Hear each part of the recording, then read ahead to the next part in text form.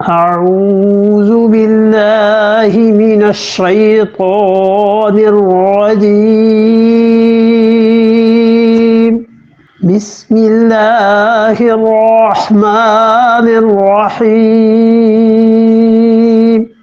وإذا حييتم بتحية فحيوا بأحسن منها أو ردوها إن اللہ کان علی کل شیء حسیبا۔ کہ اذا حییتم، اور جب تمہیں کوئی دعا دے، بتحیۃ تو تم بھی اس کو دعا دو۔ جب تم کو کوئی دعا دیتا ہے بتحیۃ دعا کے ساتھ، تو فحیوا تم بھی اس کو دعا دو گے، بأحسن منہا اس سے بہتر طریقے سے، اور ردوہا یا کم سے کم اتنا ہی پلٹا دو اس کو۔ یہ ہے وہ آیت کریمہ جس سے فقہا اور مفسرین نے سلام کو ثابت کیا ہے، کہ وہ کہتے ہیں اس کا مطلب یہ ہے کہ جب تم میں سے کوئی آدمی تمہیں سلام کرے، فحیوا بأحسن منہا تو اس کو اس سلام کا جواب دو اس سے بہتر، اور ردوہا یا اتنا ہی اس پر لوٹا دو۔ حدیث میں آیا ہے ایک آدمی آیا اور اس نے رسول اللہ صلی اللہ علیہ وسلم کو سلام کیا اور اس نے کہا السلام علیکم، تو آپ نے اس کے جواب میں اسے فرمایا کہ وعلیکم السلام ورحمۃ اللہ۔ ایک دوسرا آدمی آیا اور اس نے کہا السلام علیکم ورحمۃ اللہ، تو رسول اللہ صلی اللہ علیہ وسلم نے اور اس کا درجہ بڑھا کے کہا کہ وعلیکم السلام ورحمۃ اللہ وبرکاتہ۔ تیسرا آدمی ایک آیا، اس نے کہا السلام علیکم ورحمۃ اللہ وبرکاتہ، تو رسول اللہ صلی اللہ علیہ وسلم نے وعلیکم تم پر بھی۔ اس نے کہا اللہ کے رسول آپ نے میرے لیے دعا نہیں کی، صرف یہ کہا کہ تم پر بھی، آپ نے کہا تو نے میرے لیے چھوڑا ہی کچھ نہیں، جب برکاتہ تک تو نے کہہ دیا تو پھر تو کوئی چیز باقی نہیں رہی۔ یہ انہیں فرمایا، ایک حدیث میں یہ آتا ہے۔ ایک جگہ یہ آتا ہے کہ رسول اللہ صلی اللہ علیہ وسلم نے یہ بتلایا لوگوں کو کہ وہ سلام کریں اور جو جواب دیں تو اس سے بہتر جواب دیں۔ سلام کا کرنا یہ سنت موقدہ ہے، سلام میں آغاز کرنا، ابتدا کرنا یہ سنت موقدہ ہے، اور اتنا بڑا عمل ہے، اتنے بڑے ثواب کی بات ہے کہ رسول اللہ صلی اللہ علیہ وسلم فرمایا جو سلام میں آغاز کرتا ہے بری من الکبر، یہ آدمی متکبر نہیں ہو سکتا، کبر سے بری ہے، اس لیے کہ انا پہ فرق پڑتا ہے نا۔ سلام کرے کسی کو تو اپنی انا پہ فرق پڑتا ہے، دل چاہتا ہے لوگ آ کے سلامی پیش کریں، لوگ سلام کریں،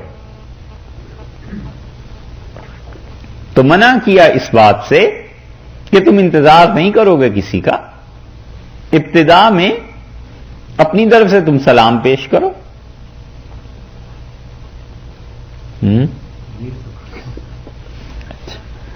ابتدا میں تم اپنی طرف سے سلام کرو لوگوں کو، اور حدیث میں یہ بھی آیا ہے کہ اس عبداللہ ابن سلام رضی اللہ عنہ کہتے ہیں کہ رسول اللہ صلی اللہ علیہ وسلم جب مدینہ منورہ میں داخل ہوئے تو ہر طرف سے لوگوں نے انہیں گھیرا ہوا تھا، اور آپ بار بار ایک جملہ کہہ رہے تھے، آپ نے فرمایا 4 کام کرنا، وصل الارحام اپنی رشتہ داریوں کا خیال کرنا، اور اطعم الطعام لوگوں کو کھانا کھلانا، اور افشاء السلام ہر ایک کو سلام کرنا، یعنی جو تمہیں جانتا ہے اسے بھی، جو نہیں جانتا اسے بھی، 3 چیزیں۔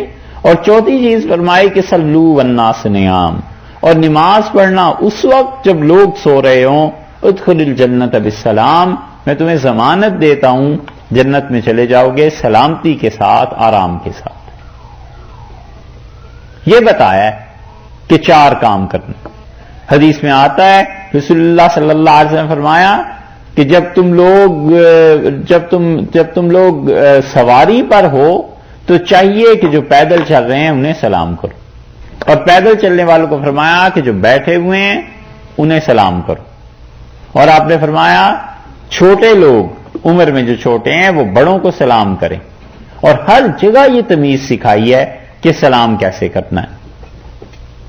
اور اتنی احادیث ہیں سلام کو عام کرنے میں کہ رسول اللہ صلی اللہ علیہ وسلم نے فرمایا قیامت کے قرب میں تم دیکھو گے کہ لوگ صرف اسے سلام کیا کریں گے جو ان کا جاننے والا ہے، تو ایسے نہ کرنا، ہر ایک کو سلام کرنا، چاہے تمہیں جانتا ہو چاہے نہ جانتا ہو۔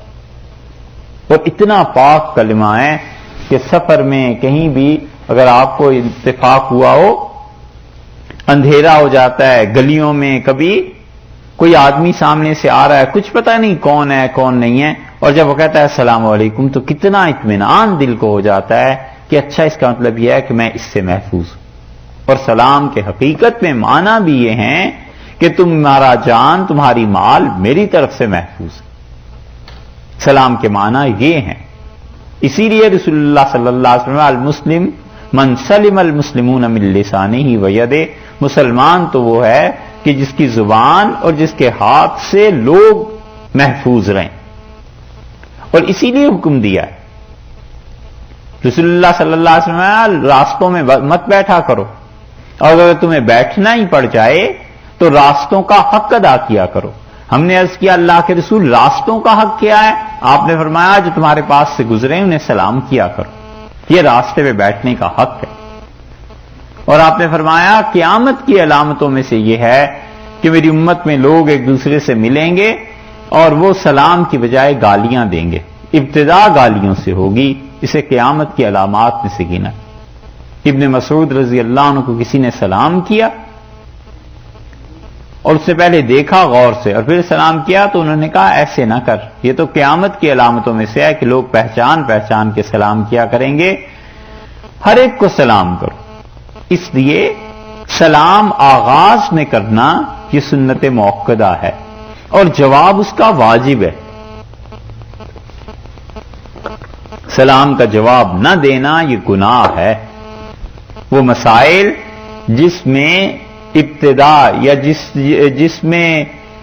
جس میں واجب میں کم ثواب ہے اور نفل میں زیادہ ثواب ہے، یہ ابن نجیم رحمۃ اللہ علیہ نے الاشباح والنظائر میں گنوائے ہیں۔ انہوں نے تو 17 ذکر کیے ہیں اور بھی ہیں، ان میں سے ایک سلام کہ اس میں سنت میں زیادہ ثواب ہے بنسبت واجب کے، حالانکہ اصولاً فرض اور واجب میں زیادہ ثواب ہے نا بنسبت سنت کے، لیکن کچھ مسائل ایسے ہیں جس میں سنت میں زیادہ ثواب ہے، کیونکہ ابتدا کر رہا ہے وہ تو یہ زیادہ ثواب ہے بنسبت جواب دینے والے کے، کہ وہ جواب دے رہا ہے اگرچہ واجب کی ادائیگی کر رہا ہے، مگر حدیث میں آیا اس کے لیے کم ثواب ہے، کیونکہ ابتدا کرنے والا کبر سے بڑی ہے، یہ کبر سے بری ہے، اپنے آپ کو بڑا نہیں سمجھ رہا۔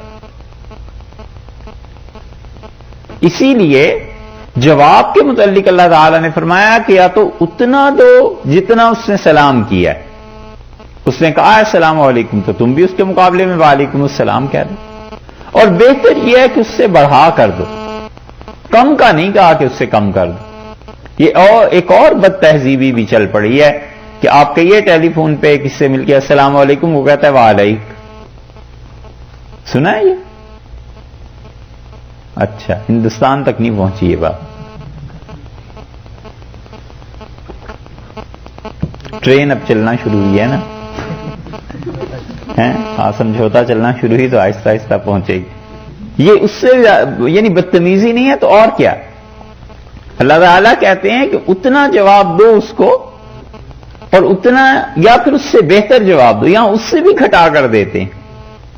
اور عمر بن عبدالعزیز رحمۃ اللہ علیہ وغیرہ کی روایات میں آتا ہے کہ وہ سلام لکھواتے تھے اور پھر اس کے بعد اور بھی کلمات کا اضافہ کر دیتے تھے۔ معلوم ہوتا ہے دوسری روایات میں یہ بھی آیا کہ برکاتہ کے بعد بھی اگر کوئی اضافہ کرنا چاہے تو اس کی بھی اجازت ہے۔ تو دعا ہے بنیادی طور پہ۔ اللہ نے فرمایا کہ جب تم دعا دو کسی کو تو پھر دیکھو اچھا اس کا جواب اتنا ہی دینا، اور ردوہا یا اتنا ہی دینا، یا اس سے پہلے فرمایا کہ احسن منہا، اس سے بہتر طریقے پہ دینا۔ اور سلام کو منع کیا گیا ہے کچھ لوگوں سے، اور ان میں سے منع کیا گیا ہے ان لوگوں کو سلام کرنا جو عبادت میں مصروف ہیں، انہیں سلام نہ کیا جائے۔ اس لیے کوئی آدمی مسجد میں داخل ہوتا ہے اور زور سے سلام کرتا ہے، یہ منع ہے، مکروہ ہے، گناہ کی بات ہے۔ وجہ اس کی یہ ہے کہ ان میں سے کوئی آدمی نماز پڑھ رہا ہے، اللہ کے ساتھ اس کا تعلق ہے، تم اسے اللہ سے ہٹا کے اپنی طرف بھی کیوں متوجہ کرنا چاہتے؟ ایک آدمی تلاوت کر رہا ہے تو پہلے ہی اللہ سے باتیں کر رہا ہے، اب اس کو توجہ دلانا، 25 آدمیوں نے آنا ہے اس مسجد میں نماز پڑھنے کے لیے، اور آنا بھی 15 منٹ کے وقفے سے ہے. اب 15 منٹ میں 25 آدمی جو آئیں گے بار بار سلام کریں گے، تو یہ کتنے لوگ بیٹھے ہوں جو جواب دیتے رہے ان سب کو؟ اس لیے منع کیا ہے کہ جہاں لوگ عبادت میں مصروف ہوں وہاں پر سلام نہ کیا جائے. جیسے لوگ تلاوت میں ہیں، جیسے لوگ ذکر میں ہیں، مسجد میں ہمیشہ کوئی نہ کوئی تو اللہ کو یاد کر ہی رہا ہوتا ہے، منع کر دیا کہ اس میں سلام نہ کرو. اسی طرح کوئی آدمی سو رہا ہو تو اس طرح سلام کرنا کہ اس کی آنکھ کھل جائے، اس سے بھی منع کیا ہے کہ گھر میں ایسے نہ کرو. اور یہ ہو جاتا ہے کبھی کبھی کہ گھر میں داخل ہوئے اور ایسا سلام کہ وہ تو پھر پہلے ہی پتا چل جاتا ہے کہ کون آ رہا ہے. اور کبھی اگر اتفاق سے رات کو اٹھنا ہو گیا نماز کے لیے تو وہ تو پھر صبح سبرے محلے کو پتا ہوتا ہے کہ رات تہجد کے وقت میں آج اٹھے. اور حضور اقدس صلی اللہ علیہ وسلم ایسے نہیں کرتے تھے. اس کے عائشہ رضی اللہ عنہا کہتی ہیں وہ رات کو آتے تھے اور اتنی آواز میں سلام کرتے تھے کہ ہم میں سے جو جاگ رہا ہوتا تھا جواب دے لے، جو سو رہا ہوتا تھا اس کی نیند خراب نہیں ہوتی تھی. اور اللہ نے سورہ نور میں فرمایا ہے کہ جب تم گھروں میں جاؤ تو سلام کیا کرو، اور اس سے اللہ کی برکتیں اور رحمتیں تمہارے گھر پہ نازل ہوں گی. اسی لیے حکم یہ ہے کہ گھر میں چاہے کوئی بھی جواب دینے والا نہ ہو، سب سو رہے ہوں تو بھی آہستہ آواز سے سلام کرنا چاہیے. اور اسی لیے یہ حکم ہے کہ اپنا کمرہ، اپنا گھر جب اس میں جائے، چاہے وہ خالی ہے اور کوئی بھی وہاں نہیں ہے تو بھی سلام کرے. اس کا یہ سلام اصل میں فرشتوں کے لیے ہے. اللہ کی وہ مخلوق جو آنکھوں سے نظر نہیں آتی، فرشتے ہیں، وہ اس کو جواب دیں گے اور اس کے نتیجے میں اللہ کے ہاں سے برکتیں نازل ہوں گی، خدا کی رحمت اس کے گھر پہ نازل ہوگی. ہے یہ چھوٹا سا عمل، لیکن دیکھو اللہ نے کہا جب تم اپنے گھروں میں جاؤ تو سلام کرو. اس سے کیا ہوگا؟ تم پہ برکتیں نازل ہوں گی، تم پر خدا کی رحمتیں نازل ہوں گی. یہ سورہ نور میں فرمایا ہے. وہاں انشاءاللہ پہنچے تو وہاں کی بات وہاں کریں گے. یہاں تو حکم یہ فرمایا ہے کہ تم میں سے جو آدمی سلام کرے اس کا جواب اچھے طریقے سے یا پھر اس کے برابر. اور جو منع ہے، جیسے کوئی عبادت کر رہا ہے، جیسے کوئی اور عذر اس کو لاحق ہے، مثلا کھانے میں ہے، کھانا کھا رہے ہیں، اس کے لیے بھی منع کیا ہے کہ سلام نہ کیا جائے، کیونکہ لوگ ایک چیز میں مصروف ہیں. دو چیزیں ایسی ہیں جو در حقیقت شریعت نے بتایا ہے کہ وہ عبادت تھی، عبادت ہے، لیکن لوگوں نے اسے بس دنیا کی رسمیں بنا لیا ہے. ایک کھانا اور ایک نکاح، یہ دونوں چیزیں شریعت نے بتائی تھی کہ اعلیٰ درجے کی عبادتیں ہیں، اللہ کے ساتھ تعلق ہے، کھانے کا ایک ادب ہے، کھانے کا احترام ہے، بالکل اس کے خیال نہیں کرتے. حتیٰ کہ کھانے کے آداب میں سے یہ ہے کہ لوگ پہلے بیٹھیں اور کھانا بعد میں لایا جائے، کھانا پہلے نہ لگایا جائے. اور اس کے یہ آداب میں سے یہ ہے کہ کھانا پہلے اٹھا لیا جائے اور اس کے بعد لوگ اٹھیں. اگرچہ یہ کوئی گناہ کی چیزیں نہیں ہیں، ہم یہ نہیں کہتے کہ اس پہ کوئی گناہگار ہی ہو جائے گا، مگر ادب سکھایا ہے شریعت نے کہ دیکھو کھانا بہت بڑی اللہ کی نعمت ہے، اس کا خیال کرو، اس کا احساس کرو.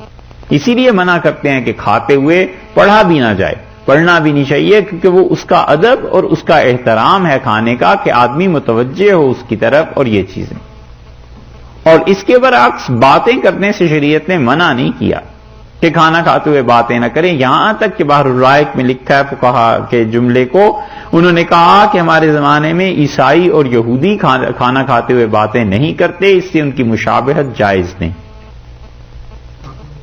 یعنی ان سے سملیرٹی. تو یہ کرتے ہیں. اور بات وہ رہ گئی جو پچھلے زمانے میں کئی ہدایتیں بزرگ دیتے تھے، ان میں سے آدھی بات رہ گئی. وہ کہتے تھے کھانا کھاتے ہوئے باتیں نہ کرو، یعنی کھانے کی طرف توجہ کر کے کھاؤ. تو باتیں تو نہیں کی، مگر کمپیوٹر آن کر لیا، ٹی وی آن کر لیا، کھا بھی رہے ہیں اور اس کی طرف بھی توجہ ہے. توجہ کھانے کی طرف ہونی چاہیے تھی کہ اللہ نے کتنی بڑا احسان، کتنی مہربانی کی ہے. میں دعوت پہ آیا ہوں تو کسی نے میری دعوت کی، اللہ نے اس کے دل میں میری کتنی عزت ڈالی ہے، مجھے گھر پہ کھانے کے لیے اس نے بلایا ہے. یہ سب چیزیں سوچتا ہے نا آدمی، بار بار جب ان چیزوں کو سوچتا ہے تو اس کا فائدہ یہ ہوتا ہے کہ دماغ گناہ کی بات نہیں سوچتا، اچھی چیزیں سوچتا. پریکٹس ہونا شروع ہو جاتی ہے، ہر چیز میں اچھی باتیں سوچنا شروع کر دیتا ہے. تو اس لیے منع کیا ہے کہ کھانا کھاتے ہوئے اچھی باتیں کرے، لیکن یہ کہ کھانے کے آداب اور طریقے ہیں. اسی طرح سلام کرنا بہت اچھی چیز ہے، لیکن وہ لوگ جو کھانا کھا رہے ہیں فرمایا انہیں سلام نہ کرو، وہ بھی ایک عبادت میں گویا کہ مصروف. نکاح بھی ایسی عبادت اتنی بڑی چیز ہے کہ رسول اللہ صلی اللہ علیہ وسلم فرمایا نکاح کے مجلس کے آخر پر جو دعا مانگتے ہیں لوگ، اللہ کے فرشتے اس پہ آمین کہتے ہیں. لیکن اب کیا ہوتا ہے، نکاح ہوا اور کھٹا کھٹ تصویریں بن رہی ہیں اور مووی بن رہی ہے، کسی کو پرواہ نہیں ہوتی کہ یہ ایسا وقت ہے جس وقت پہ اللہ کے فرشتے آمین کہتے ہیں. تو اچھی طرح دل سے دعا مانگ لینی چاہیے. 1 منٹ کی تو بات ہے، کون سی اتنی بات ہے، مگر یہ کہ وہ نہیں کریں. یہ دونوں چیزیں رسومات کی نظر ہوگی. اسی طرح سلام کرنا ایسی جگہ پہ جہاں لوگوں کو تشویش ہو منع کیا گیا. کوئی آدمی کسی اور چیز میں مصروف ہے، شدید قسم کیا اس کام میں الجھا ہوا ہے، تو اسے سلام کرنا جس سے اسے ناگواری ہو کہ اس وقت کون سا سلام آ گیا کرنے کو، اس سے منع کیا گیا کہ ایسے وقت میں آدمی سلام نہ کرے، دیکھ بھال کے موقع کو پھر سلام کرے. اور ایک جگہ 50 آدمی 10 آدمی بیٹھے ہوئے ہیں، ایک نے سلام آ کے کیا اور ایک نے جواب دے دیا، سب کی طرف سے کافی ہو گیا. اسی طرح 10 آدمیوں میں سے ایک نے کسی کو سلام کر دیا، سب کی طرف سے شریعت نے بتایا ہے کہ یہ کافی ہوگی. تو سلام کے مستقل آداب لکھے ہیں کہ کیا کیا جائے گا. اسی طرح جو آدمی واش روم میں ہے نہ وہ سلام کرے اور نہ وہ سلام کا جواب دے. اور ہوتا یہ ہے کہ موبائل فون لے کے چلے گئے اور باتیں ہو رہی ہیں وہاں پہ بیٹھ کے، اور سلام بھی ہو رہا ہے، دعا بھی، اور اللہ کا شکر ہے الحمدللہ، اور جو کچھ کر رہا ہے یہ سمجھ نہیں آتی کہ یہ مطلب کیا ہے، کس چیز پہ الحمدللہ اور کون سا دین کا یہ حصہ ہے. آخر شریعت نے کچھ آداب بھی سکھائے ہیں یا نہیں؟ حدیث میں آیا ہے رسول اللہ صلی اللہ علیہ وسلم نے فرمایا کہ وہ آدمی جو اپنی ضروریات سے فارغ ہوتے ہوئے باتیں کرتا ہے، اللہ کو نفرت ہے اس سے، اللہ ناراض ہوتا ہے اس چیز سے. یہ تفصیلات آپ نے سننی ہو تو جو نماز پہ بیانات ہیں اس میں طہارت کی جو چیزیں ہیں وہ سنیے گا، اس میں بیان کیا ہے ان چیزوں کو. تو منع کیا ہے اللہ نے کہ ان موقعوں پہ رسول اللہ صلی اللہ علیہ وسلم نے کہ سلام نہ کیا جائے.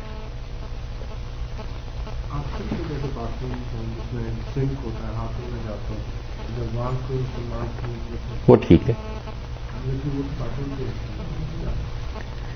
یہ جو سنک لگے ہوئے ہوتے ہیں الگ سے وہ ٹھیک ہے، اس میں کچھ نہیں. اور باتھ روم یہاں تو اتنے صاف ہوتے ہیں کہ کوئی شاید کوئی فتویٰ دے کہ اس میں نماز پڑھنا بھی درست ہے.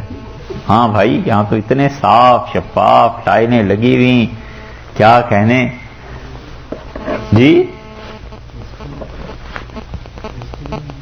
ہاں نہیں ہر جگہ گھروں میں بھی، تو یہ الگ چیز ہے.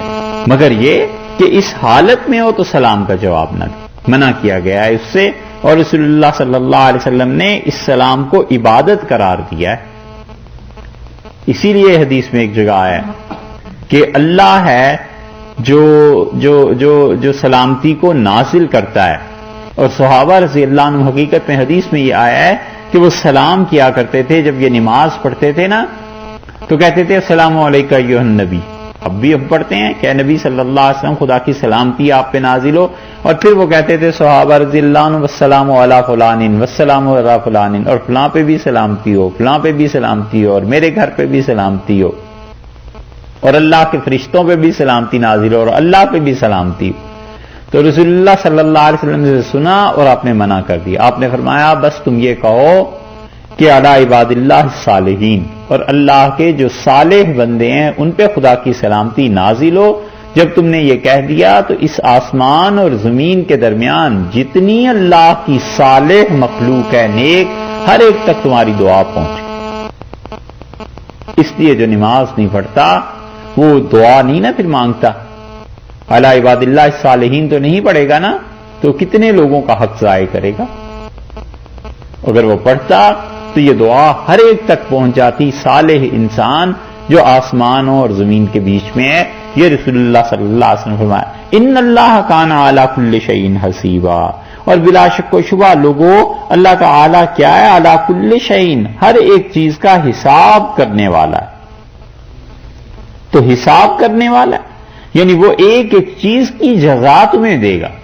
تم اس سلام کو چھوٹا سا عمل سمجھتے ہو، ہم اس پر بہت زیادہ جزا تمہیں دے دیں گے، ہم تمہیں اس پہ ثواب دیں گے. اللہ کے ہاں سے رحمت نازل ہوگی. اور لوگ اتنے شوقین تھے، ہونا بھی چاہیے تھا.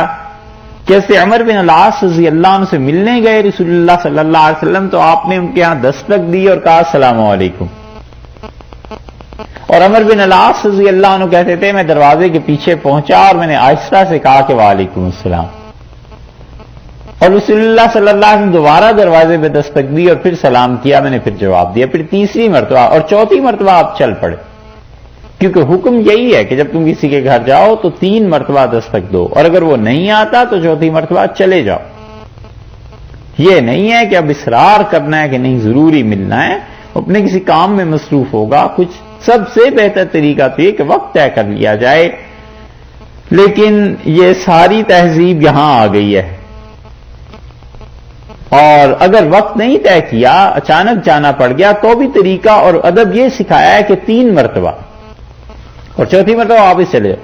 جب رسول اللہ صلی اللہ علیہ وسلم چلے تو انہوں نے دروازہ کھولا اور حضرت صلی اللہ علیہ وسلم سے چمٹ گئے اور کہا آپ تشریف لائیے. تو آپ نے فرمایا میں نے تو 3 مرتبہ سلام کیا. ان کا اللہ کے رسول میں سنتا رہا اور جواب دیتا رہا، جی چاہتا تھا آپ پھر سلام کرتے رہے، میں جواب پیش کرتا رہوں اور آپ کی دعا مجھے لگتی رہے. ایسے لوگوں کو شوق تھا.